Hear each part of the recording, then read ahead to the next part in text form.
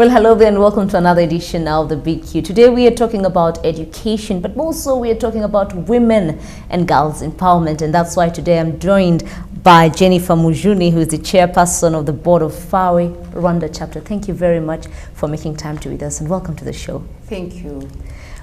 Thank you. So when we talk about Fawe, of course we know there's Fawe girls and then there's Fawe. What's the difference between Fawe girls, the school, and what Fawe is for you?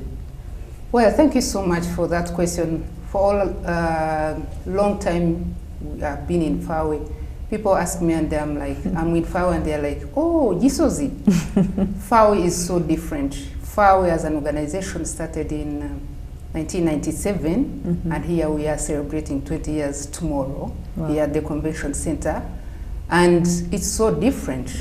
It started as an organization by Rwandan women, 29 of them, 3 have passed on, 27 are still alive.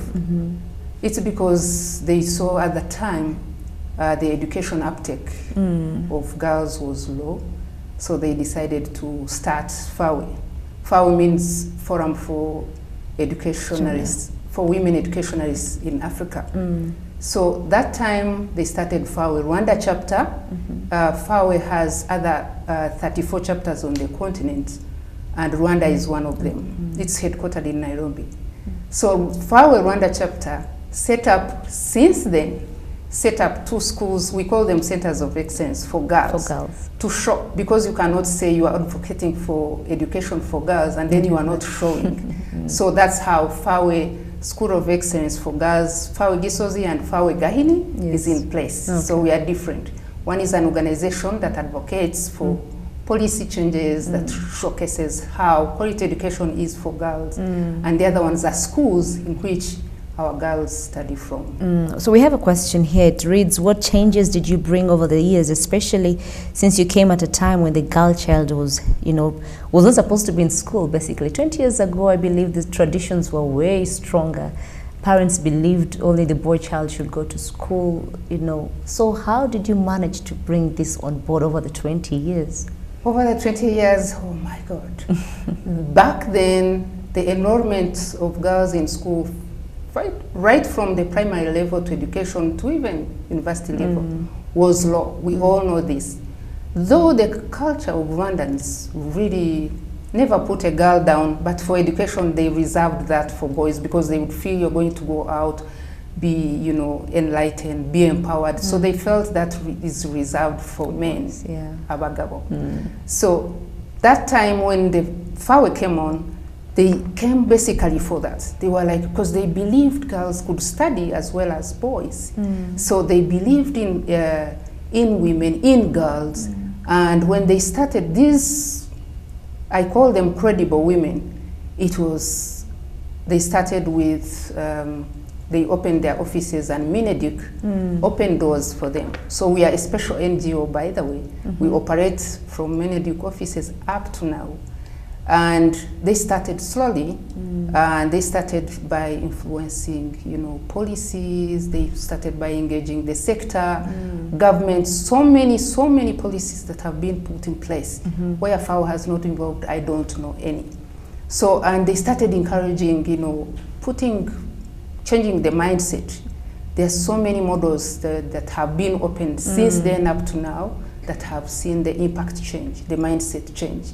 Them themselves were also examples. I won't name all of them, but most of them that were in government then were actually involved, influencing policy, and we have seen tremendous development. Tomorrow we are celebrating the 20th anniversary, and you're going to see the alumni. You will just wonder. Most of them are in high government positions, in the army, in police. We have a pilot, Air Force pilot, and name them. We have business ladies, we have engineers, it's been a remarkable journey. Let's talk about the center of excellences that, of course, we have one in Gisozi and in Gahini. When we look at the education system vis-a-vis the marketplace, there's always a challenge of educating a girl, say by the time maybe she can't finish up her secondary education, but then again she can't afford to work on something on her own and get it started. How hard is this? How easy is it been for you to actually try to maintain the standards of education over the years? As you're just putting it right. If it's so hard, you're saying it's very hard for boys, then it's even more harder for the girls. But you know, our government has put in place TVET, you know, technical vocational education training, that really helps the students, even those from university, to go and have hands-on training. And here we are, we encourage, we have so many programs. We have mentoring program, which has done tremendously in schools, and they are not reserved for Fawe schools alone, by the way. We also go to partner schools. Currently we have about 20 schools that we've taken these programs that work. So they've like been institutionalized in so many schools, and we have seen, you know, girls get interested in taking up TVET education. And you know, TVET helps girls to be employable. And you know, they can do better. Even some of them do better than boys, by the way. And we have seen the mindset change. This has been enabled by the enabling environment by the government of Rwanda. The policies are really so supportive of girls. It's something that, you know, keeps us moving, keeps us going. You know, when you're fighting, and then the police environment also supports you, gives you you know, a backbone to move on. And I think the Rwandan girls have not proved us wrong. As I told you, the results are seen, including, you know, most of our alumni, most of our alumni actually who have finished school have given back, a lot they have done. Them themselves, they go and mentor the young ones and show them, here we are able. Absolutely. Yeah, so TVET has played a great role. Marie-Claire asks, what forums do you have in place that help sustain the students, especially when trying to get jobs? What are some of the forums that you have in place already in Fawe? I know you have a mentorship program. What other forums do you have? Alumni network? Oh yes, thank you very much. So Fiona, now you're beating me at knowing Fawe. We have so many forums for our girls. First, I want to talk about our alumni. Alumni has been the greatest forum that we have had. We have so far about 7,000 alumni that have gone through those schools of ours, the centers of excellency. And actually there's a saying that was talked about in our society, that Fawe girls are so vocal, they are so assertive, just because they have been prepared from day one. We mentor them, we show them, we tell them there are skills that you may need in addition to your academic excellency. Be able to express yourself, be able to know what you want, be able to go look for jobs, be able to reach out, and be able, you know, give back to community. That's why you have seen the alumni, I'm still on them. These people wrote a proposal and they took it to Becca. Becca supported them and they set up a Marembo Center, helping the teenage pregnant girls in a Marembo Center, those who come from the streets, they are raped, they have so many other things that have affected them. And these girls set up the center. And they did not stop there. They always go there, mentor these young mothers and mentor the young children. I have been there myself, seeing the alumni, what they do. Oh my God, they're doing tremendous work. Things that we count small, but count much in the nation building. We have other forums, you know, our girls are involved in STEM. I've seen most of them, you know, be involved in AIMS. Some of them are in their management, impacting what is done in AIMS, you know, AIMS. And we have also Lawise, most of them are our members, so many forums. And recently they started the Science Professional, I think Women Science Professional Network that was launched at Lemigo. Most of them were our, you know, our alumni. And some of them have become women, have become mothers, as I told you. They are in all sectors. So all these forums, wherever a girl from Fawe who was touched by Fawe goes, really impacts others tremendously and multiplies. And this multiplier effect does a lot to the communities we live in. Absolutely. And that goes with the policy of our government, that puts women in their rightful place. Absolutely. Now we have a question here. Kinyankole says, we know that Rwanda has put enabling environment for women leaders. A good example, of course, is our parliamentarians, where we stand at least at 64% who are women there. But we still see very few CEOs, DGs, Director Generals. You know, when you look at it in the squarely, you realize we have countable women who are sitting in these tables. How do we bridge this gap? That's a serious gap that is facing us, facing me and you, and all other passionate, women endearing, who are supporting girls and women. There are few CEOs, but those ones who are there have, made a mark. Absolutely. And I'm proud of them. When you're making a mark, then you're showing these men in the boardrooms that we are capable. So, and having also our First Lady, who has done so tremendously well, showing the resilience that no other woman can show, fighting for us, tackling all the issues that are affecting us women, girls, even the woman that is in the village. We used to think these women who are educated fight for women in schools or in towns or in urban areas, but she has gone further, a mile, to fight for even that woman who is not. So many examples that I have given, I think we are going to see so many women, take up. Who knows, tomorrow you, Fiona, you may take up, the publicity space in the country, because you are inspired by so-and-so, the CEO who is doing well. And for us at Fawe, it's advocacy. That's how we, approach that gap, that we keep advocating, telling our girls from the start that you can make it. Just like the man, the CEO who is in that very position.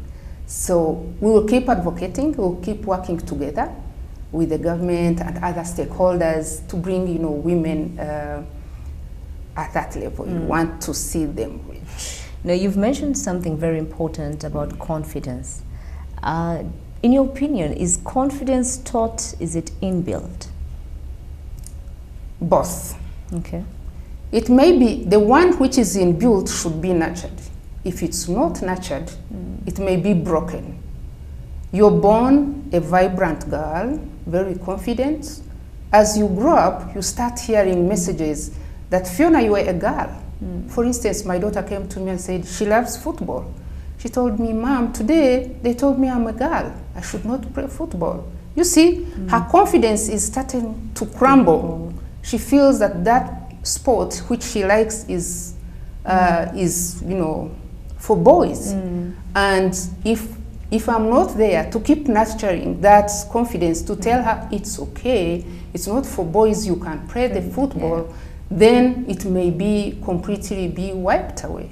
So confidence is both taught and inbuilt.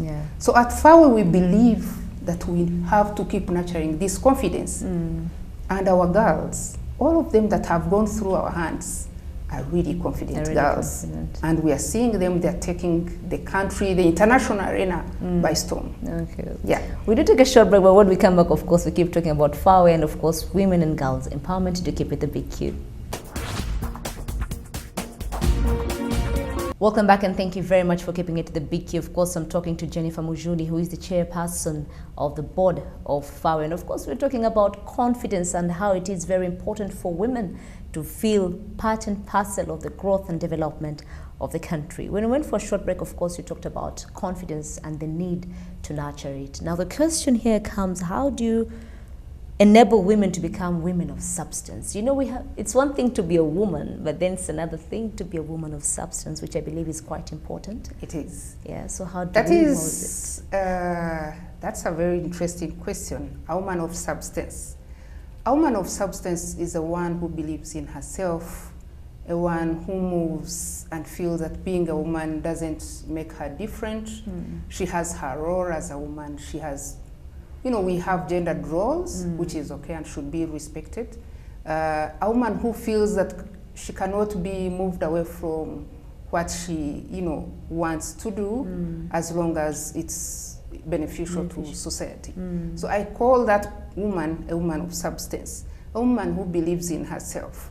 So, you know, culture has so many things that they throw at women. You know, what we call terms like igishegabo. We have always advocated that those things go. Because when you're a woman of substance and you want to excel, then this culture comes and, you know, hits you and says that you are moving from where you're supposed to be, now you're moving to the arena of men. No, you're moving into that arena, excellence arena, as a woman. So we have to nurture this and to know that all women, however small, even be it that woman who is in the village, be it a young girl, be it you, Fiona, who strives to do what you're supposed to do and be meaningful to the society you are in, you are a woman of substance. So it shouldn't be used against women to know that these ones are women of substance. No. Even your mother, your grandmother, who really was able to look after their children and bring them up as a woman, as a mother, as a wife, that woman is a woman of substance. Now let's talk about the collaborations that, of course, you have with other institutions. What are some of the collaborations that you have at Fawe? Thank you very much. We don't work alone. We really feel that we cannot be in the pitch and pray it alone. We are a civil society, as I told you, a special one, because we touch on the nerve of girls and we want to empower them. And as I told you, these girls come from economically challenged backgrounds, so we need to collaborate and have resources to enable us. Ever since we started, we have been able to support girls, about 15,000 girls, through direct scholarship support. This was because of our international and national, you know, partners. There are quite a number. I won't name one and leave out the other. But we also have organizations that inspire us to move. You have seen so many, like Imbuto Foundation. These, you know, inspire us to keep moving because the direction they are taking, they are impacting society. And so we say that we will keep fighting. We have Minedik, as I told you. Without Ministry of Education, we would be nowhere. We have, you know, women, independent women, myself and others, who put in a lot, you know, who open doors for these girls to move, you know, to inspire them, drive our cars, burn our fuel, reach out to them. There are those who face challenges, either a child is raped and it gets difficult when it's a relative. These are key challenges that we face, and we have been able to reach out to our collaborators to show them these challenges we face, and they are able to, you know, to support us. There are quite a number. Let's talk about now the boy child. You know, most of the people, you know, most people say it's like we forgot about the boy child at some point. We've so much evolved with the girls, we're supporting women, we're supporting girls, but hardly do we say, okay, the boys are now on board. Are the boys on board when it comes to Fawe? Oh yes. When we started, I told you, we started because the enrollment of girls was underrepresented and low. Yes. But we are happy today, now that boys and girls enrollment in school, especially at secondary level, is equal. Is good. There's no problem. Only that of recent we have seen teenage pregnancies, you know, affecting girls. Last year it was 70,500 girls, and that means they drop out of school. In Fawe, actually, we don't even advocate for that. She gets pregnant, let her give birth, have a year of breastfeeding, go back to school. Because, I mean, we don't want her to miss out because of her nature, her being a girl, and the circumstances that surround her. So now we are into, for boys as well. Actually, even from the beginning, we have about 6,000, you know, alumni of boys that have gone through our hands. So you can see we did not go for boys, for girls alone, because most people actually are like, you Fawe people, you know, you leave boys aside, but we don't.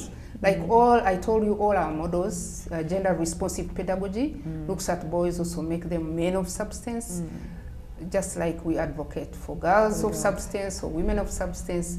So we holistically look at these together, boys, you know, being complementary to girls. Now let's look at the case study on girls, the retention, completion, and of course the transition. Now when we talk about the retention, I think this is where we look at the challenges, you know, of teenage pregnancies, of not affording school anymore, or, you know, issues that come up and you have to become the household lead at a young age. We look at the retention, we look at the completion of them finishing school and the transition. How do you deal with such cases? Well, Fawe, we can't be, we can't bite where we don't reach, but we've done a lot in that area. Retention, as I told you, we currently have over 1,200 girls under direct scholarship.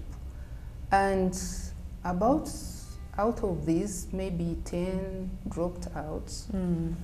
But it doesn't mean that they are going to drop out from school. As I told you, we have that plan.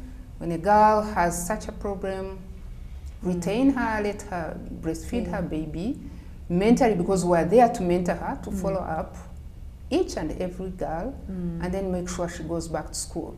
So that is our approach. Let not girls drop out of school, so they are retained in school.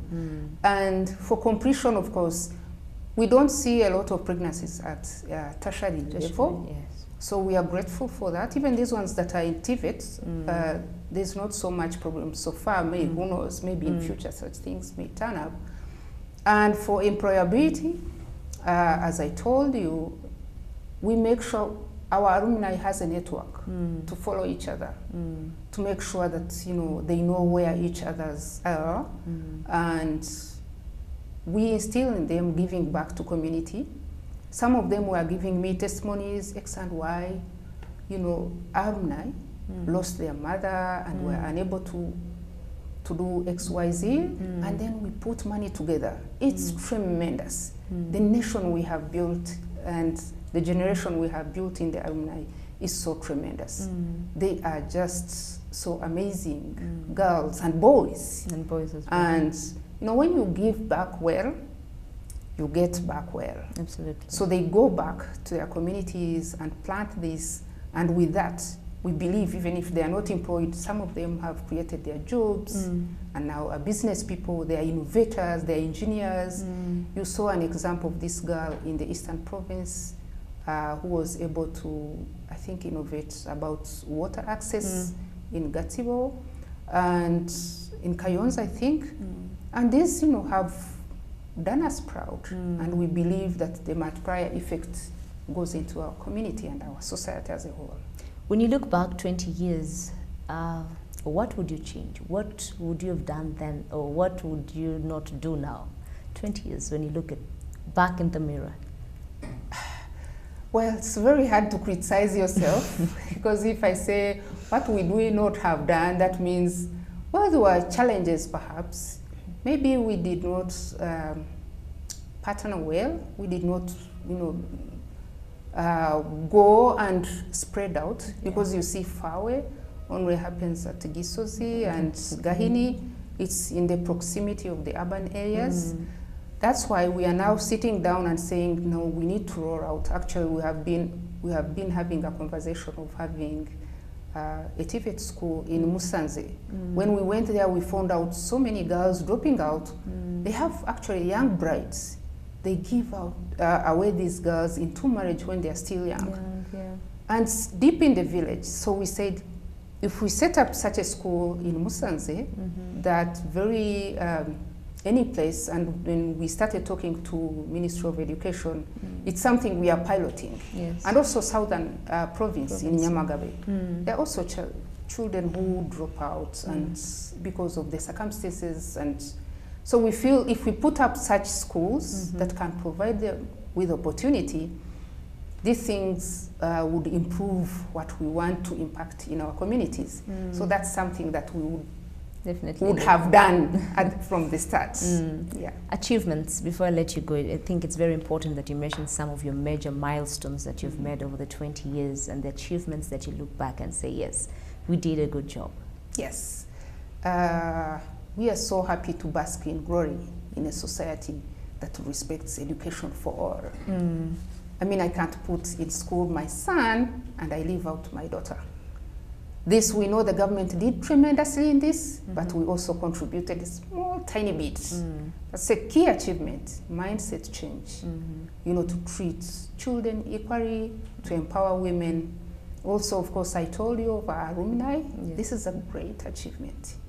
7,000 alumni out there impacting the society. Rwandan society is a key big achievement, big one.